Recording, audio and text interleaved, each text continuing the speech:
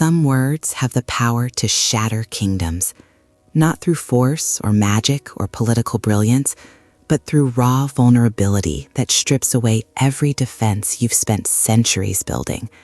For King Theon, who'd ruled for 300 years and wielded his sword against countless enemies without hesitation, those words came from a woman kneeling before him in his throne room, with bruises on her face and terror in her eyes. She'd been dragged in as a captured spy, someone who'd infiltrated his court with false credentials and stolen classified documents. The evidence was irrefutable. The sentence was execution. He'd raised his sword to deliver judgment himself, as he always did with traitors, when she looked up at him and whispered 4 words that would haunt him forever. "Please don't hurt me." Not a plea for mercy, not a political argument or desperate bargaining, just pure, childlike fear from someone who'd been hurt too many times before and couldn't survive being hurt again. The sword fell from his hand like it had burned him, clattering against marble with a sound that echoed through the silent throne room. And King Theon, the beast king who everyone said had ice in his veins and stone where his heart should be, dropped to his knees beside her and said words he'd never spoken in 3 centuries of rule. "I won't. I promise. You're safe now." Nora had spent most of her 26 years afraid. It was the baseline emotion she operated from, the lens through which she viewed every interaction and situation. She couldn't remember a time when fear wasn't her constant companion, woven so deeply into her existence that she sometimes forgot other people didn't live like this. Her childhood had been a masterclass in survival. Her father was violent, the kind of drunk who needed targets for his rage. Her mother left when Nora was 7, couldn't handle it anymore, took the opportunity to escape and never looked back. Nora understood. If she'd had that choice at 7, she would have taken it too. But children don't get choices. They get survival or they get destroyed. Nora survived by learning to be invisible, by reading her father's moods and adjusting accordingly, by knowing which floorboards creaked and which doors locked, and where to hide when things got really bad. She survived until 16, when her father drank himself to death and she was finally, blessedly free. But freedom for someone who'd spent 16 years in constant fear doesn't look like freedom. It looks like waiting for the next terrible thing. Nora took work where she could find it. Cleaning jobs, kitchen work, anything that kept her fed and housed. She was good at being invisible, at not drawing attention, good at reading people and predicting danger. Those skills kept her alive, but also kept her isolated. She couldn't form real connections because connection meant vulnerability, and vulnerability meant getting hurt. By 25, she was working as a kitchen assistant in a merchant household, living alone in a small rented room, existing in a carefully controlled bubble that kept the world at arm's length. Then Lord Brennan noticed her. He was a high-ranking noble with political connections and a charming smile that hid calculated cruelty. He needed someone invisible, someone who could move through spaces without being noticed, someone desperate enough to take risks for money. He offered her a job, simple career work, he said. Deliver messages, pick up packages, nothing dangerous. The pay was more than she made in 3 months of kitchen work. She should have known better, should have recognized predatory behavior when she saw it. But desperation makes you blind to red flags, and Nora was desperate to escape poverty's constant anxiety. The messages were coded. The packages were sealed. Nora didn't ask questions, because asking questions meant involvement, and involvement meant danger. She did what Brennan asked for 6 months, enough to save real money for the first time in her life, enough to start imagining a future that wasn't just surviving day to day. Then Brennan's requests changed. He needed her to get work in the royal palace, needed access to specific areas, needed her to copy documents she'd find in certain offices. The pay increased dramatically. So did the danger. Nora knew what he was asking: espionage, treason, the kind of thing that got you executed if you were caught. She tried to refuse. Brennan's charming smile disappeared. He explained, very calmly, that she'd already been involved for months, that he had documentation of everything she'd done, that if she refused now, he'd ensure she was arrested for crimes she didn't know she was committing. She could work for him willingly and be rewarded, or refuse and be destroyed. He gave her 3 days to decide. Nora spent those 3 days weighing impossible options. Work for a man who was clearly using her for something terrible, or face arrest for crimes she'd committed unknowingly.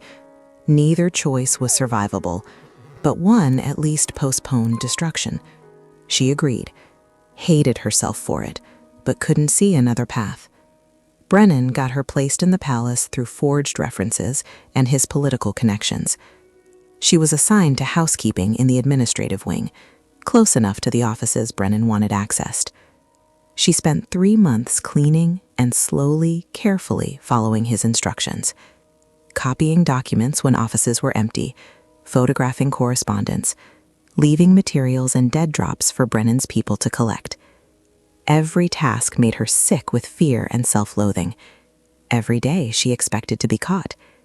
Every night she lay awake wondering how she'd become the kind of person who betrayed people just trying to do their jobs. Then the inevitable happened. Palace security had been investigating a leak. They set a trap. Falsified documents that would be irresistible to anyone gathering intelligence. Nora copied them because Brennan had specifically requested anything from that office. Within hours, guards appeared. She was arrested, searched, evidence was found. She was taken to a holding cell and told she'd be tried for treason. Brennan, of course, disappeared. His documentation that would have implicated her as unwitting participant vanished.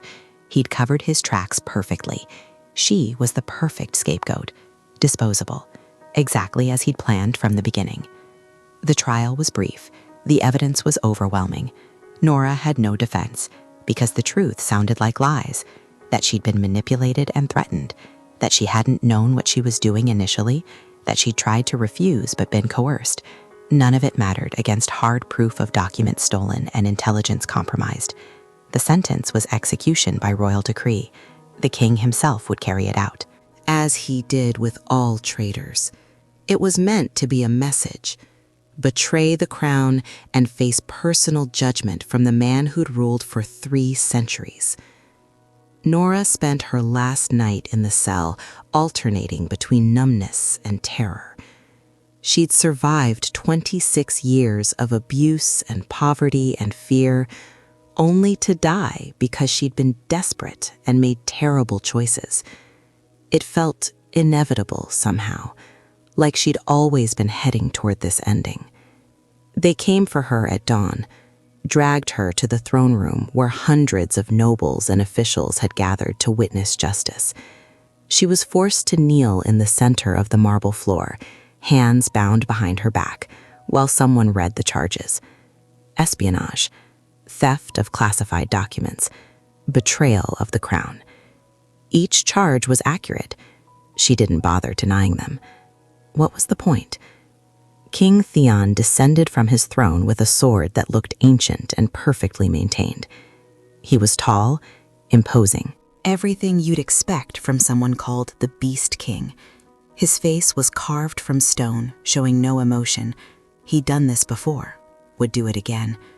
She was just another traitor in a long line of them. He stopped in front of her, raised the sword. Nora closed her eyes and waited for it to end. But her body betrayed her. Her survival instinct, honed through 16 years of her father's violence, surged through the resignation. She flinched violently, opened her eyes, and looked up at the king who was about to kill her. And the words came out before she could stop them. Words she'd said countless times as a child, begging her father to stop, knowing he wouldn't, but unable to prevent herself from asking anyway. "Please don't hurt me." She said it so quietly the nobles probably didn't hear, but Theon did. He was close enough that the whispered plea hit him like a physical blow, and something in those 4 words, in the raw, childlike terror behind them, in the way she flinched like someone who'd been beaten into submission too many times, stopped him cold. Theon had executed traitors before, dozens over his 3-century reign. Each one had been necessary, Each one had been just. He'd never hesitated, because hesitation in matters of treason showed weakness. The kingdom required strength, decisiveness, clear consequences for those who betrayed it. This should have been routine. Another spy caught and punished, justice served publicly. But when this woman looked up at him and whispered, "Please don't hurt me," with terror that went bone deep, something in him fractured. This wasn't a hardened criminal or calculating spy. This was someone who'd been hurt repeatedly and couldn't survive being hurt again. Someone who expected pain because pain was all they'd ever known. The sword fell from his hand. He heard it clatter against marble, but couldn't process the action. His body had moved without conscious decision, rejecting the execution before his mind caught up. He knelt beside her, this trembling woman who'd betrayed his kingdom but looked like a terrified child, and felt 300 years of carefully maintained emotional distance shatter. "I won't," he heard himself say. "I promise. You're safe now." The throne room erupted in chaos, nobles shouting protests, his advisors demanding explanation, guards confused about whether to intervene. Theon ignored all of it. He reached for the woman's bound hands and untied them himself. She flinched at the touch, clearly expecting violence despite his words.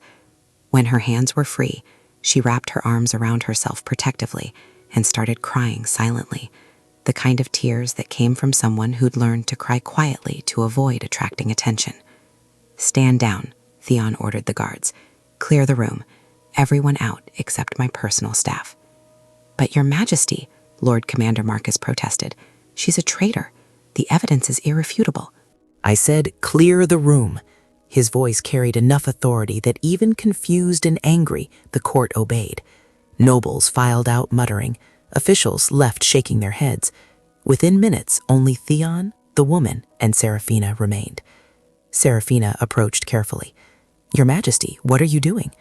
"Postponing execution until I understand what actually happened here. That wasn't a practiced spy. That was someone who's been broken repeatedly and somehow kept going. I want answers before judgment." Seraphina studied him with concern. "You've never done this before." "No." He couldn't take his eyes off the woman who was still kneeling and crying silently. "I've never had reason to before. Get her to a private room. Ensure she has food, water, medical attention if needed. I'll speak with her when she's calmer." "You're making a mistake." "Maybe, but I'm making it anyway. That has to be enough." They moved Nora to a small private chamber. Not a cell, but not luxurious either. Simple furniture, a bed, a washroom, a guard outside the door, but no chains or restraints. She was too shocked to process what had happened. The king was supposed to execute her. Instead, he dropped his sword and promised she was safe. None of it made sense. A physician came to check her injuries, the bruises from rough handling during arrest, rope burns on her wrists, exhaustion from sleepless nights in the cell. The physician treated everything with gentle efficiency and left instructions for continued care. Food arrived, real food, not prison rations. Nora tried to eat, but her stomach rebelled. Everything felt surreal. She curled up on the bed and waited for whatever came next, unable to shake the certainty that this was temporary kindness before inevitable execution. King Theon came that evening, knocked before entering, which surprised her. Kings didn't knock. He dismissed the guard, closed the door, and stood awkwardly near the entrance, like he wasn't sure how to proceed. Finally, He pulled a chair from the desk and sat at a respectful distance. "I need you to tell me what happened. The real story, not the official charges. Why you did what you did." Nora wrapped her arms around herself. "It doesn't matter. The evidence is clear. I'm guilty." "Context matters." He said it with certainty. "I've lived 300 years. I've learned to recognize the difference between calculated evil and desperate survival. You struck me as the latter, so I'm asking, what made you here?" She looked at him, this immortal king who'd dropped his sword because she'd whispered, "Please don't hurt me," and felt something crack in her chest. The story came out in fragments. Her childhood with her father, her mother leaving, 16 years of survival, Lord Brennan's manipulation, being coerced into espionage without fully understanding what she was doing, the impossible choice between working for him or being destroyed. Her voice shook through all of it. Especially when describing Brennan's threats. Theon listened without interrupting, his expression darkening as the story progressed. When she finished, he was quiet for long moments. Then, "This Lord Brennan? He's the one who placed you in the palace?" "Yes." "And who disappeared when you were arrested?" "Yes." "Where can I find him?" The investigation into Lord Brennan took 3 days. Theon's most trusted people worked quietly, tracing connections and following money. They found evidence of a larger espionage network. Brennan had been recruiting vulnerable people for years, using coercion and manipulation to turn them into unwitting spies. When they were caught, he'd ensure all evidence pointed only to them, while he remained untouchable. Nora was just the latest in a long line of disposable pawns. The evidence was damning. More importantly, it corroborated Nora's story completely. She'd been a victim before she'd been a criminal. That didn't erase her actions, but it explained them in ways that mattered. Theon had Brennan arrested during a court function, made it public and humiliating. The charges were read aloud while Brennan protested his innocence. But the evidence was irrefutable, and several other victims came forward once they realized they weren't alone. Brennan's carefully constructed facade crumbled in hours. He was sentenced to life imprisonment in the harshest facility the kingdom maintained. Not execution, because Theon wanted him to live with the consequences of his actions for a very long time. Meanwhile, Nora remained in the private chamber. Not a prisoner, but not exactly free either. Theon visited daily, bringing updates and asking questions. Slowly, carefully, she stopped flinching when he entered the room, stopped expecting violence around every corner, started to believe maybe she was actually safe. A week after Brennan's arrest, Theon brought her to his private study for a serious conversation. Nora sat nervously, still unclear about her status or future. "You were coerced," Theon began, "but you still committed crimes. The documents you copied did cause harm. Not catastrophic, thankfully, but damage was done. I can't ignore that completely." "I know." Her voice was small. "I expect consequences. I deserve them." He studied her. "What would justice look like to you? If you could decide your own punishment, what would it be?" She thought about it carefully. "I'd want to make things right, not through punishment, but through contribution. I'd want to work to repair whatever damage I caused, to help prevent others from being manipulated like I was. That seems fair?" She looked up, surprised. "You're agreeing?" "I'm saying that punishment for the sake of punishment is less useful than channeling guilt into positive action. You were a victim who became complicit. The solution isn't to make you suffer more, but to give you opportunity to be better." She felt tears threaten. "Why are you being kind to me?" "Because you said please don't hurt me, and I realized I'd become the kind of person who needed to hear that." He leaned forward slightly. "I've spent 3 centuries maintaining emotional distance, executing justice without examining context, being strong and decisive and cold. Then you whispered 4 words, and I understood I'd let strength become cruelty. You reminded me that behind every crime is a person, and people deserve to be understood before they're condemned. That's a gift, even if you didn't mean it that way." Nora's formal sentence was 5 years of supervised community service, working to improve conditions for vulnerable populations that predators like Brennan targeted. She'd help establish protections, create resources, ensure others didn't fall into the same traps she had. It was justice focused on repair rather than retribution. She threw herself into the work with desperate intensity. Established safe houses for people escaping abusive situations, created programs to help poor workers avoid exploitation, worked with Theon's advisors to strengthen laws protecting vulnerable citizens. Every day was exhausting. Every day was also healing in ways she hadn't expected. Theon checked on her progress regularly. Those check-ins evolved into longer conversations. He'd ask about her work, and she'd ask about his centuries of rule. He told her about the loneliness of immortality. She told him about the particular isolation of constant fear. They found unexpected common ground. Both understood what it meant to be profoundly alone despite being surrounded by people. Both had built walls to survive that had become prisons. Slowly, carefully, friendship developed. Not king and reformed criminal. Two people who'd been broken in different ways and somehow helped each other heal. Nora learned that Theon wasn't cold or cruel.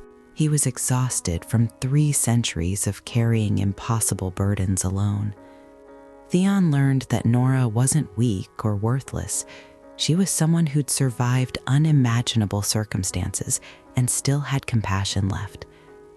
A year into her service, during one of their evening conversations in his study, Theon asked a question that had clearly been weighing on him. That day in the throne room, when you said, "Please don't hurt me," was that really about me, or was it about your father? Both, she answered honestly. I looked at you with that sword and saw every time my father raised his hand. Every moment I'd begged him to stop, knowing he wouldn't. You weren't him, but in that moment, the fear was the same. I'm sorry you experienced that. Sorry I was about to become another person who hurt you. You stopped.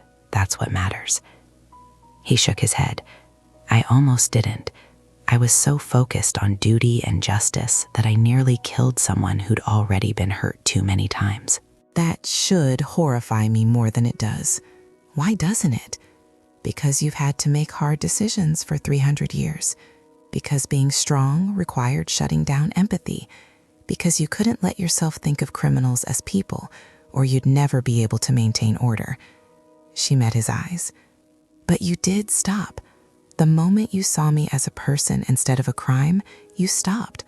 That's not weakness. That's growth. Maybe. He looked tired. Or maybe I'm just getting soft in my old age. If you're getting soft, the kingdom hasn't noticed. Your policies have become more compassionate without becoming less effective. That's not soft. That's evolved. He smiled slightly. When did you become wise? When I stopped being so afraid I couldn't think. Turns out not living in constant terror frees up mental energy for other things, like understanding complicated kings who pretend to be simpler than they are. 3 years into her service term, an incident tested everything they'd built. A group of conspirators, angry about Theon's increasingly progressive policies, attempted a coup. They targeted Nora specifically, believing that attacking someone the king obviously cared about would destabilize him. They broke into the safe house where she was working late, planning to kill her and leave evidence that would implicate Theon in corruption. Nora fought back with everything she'd learned from years of survival. Barricaded doors, created noise to attract attention, defended herself with whatever weapons she could improvise. By the time palace guards arrived, she'd held off 4 attackers and was bleeding from several wounds, but alive. Theon arrived minutes behind the guards, having been alerted to the attack. He found Nora conscious but injured, sitting against a wall with blood on her clothes and determined fury in her eyes. She'd been absolutely terrified, but refused to let fear paralyze her. Instead, she'd channeled it into defensive action. He knelt beside her, checking her injuries with hands that shook slightly. You're hurt. I'm alive. That's what matters. She grimaced as he examined a deep cut on her arm. They wanted me scared, wanted me helpless. I decided I'm done being helpless. Theon felt pride and terror war in his chest. You could have died, but I didn't, and I fought back. For the first time in my life, I fought back instead of just surviving. That means something. It means everything. He helped her stand carefully. It also means you're never working alone again. Enhanced security, trained guards, whatever you need. You've become too important to risk. To the kingdom's social programs, or to you personally?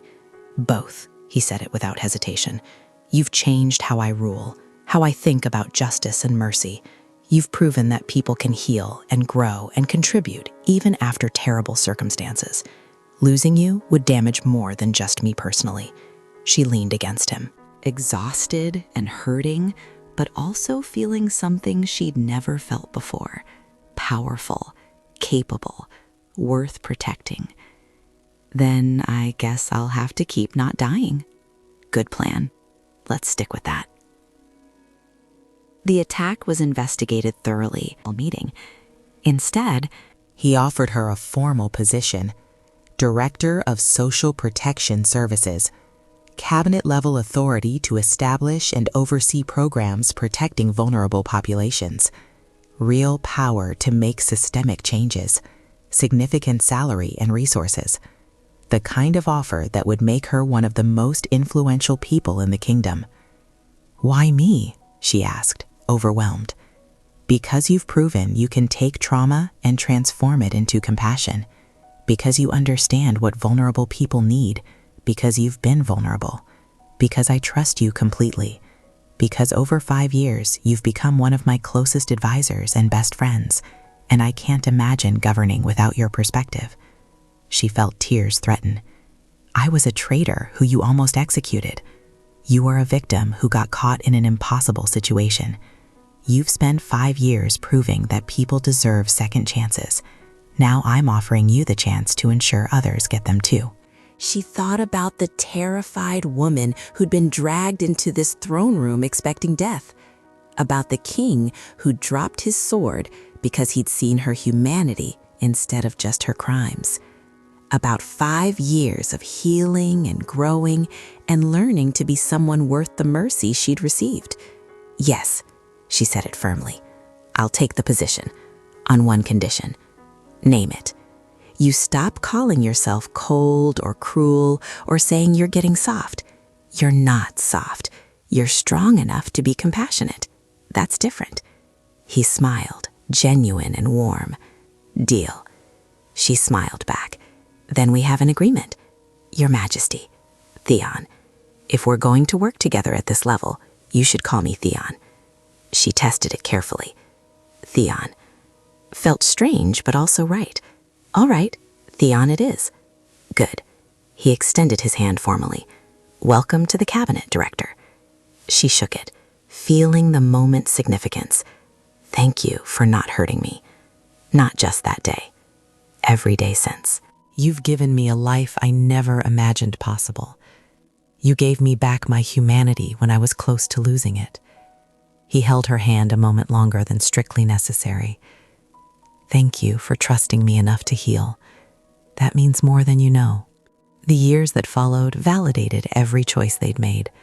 Nora transformed the kingdom's approach to social welfare, established programs that protected vulnerable people and prevented exploitation, created pathways for people who'd made mistakes to rebuild their lives.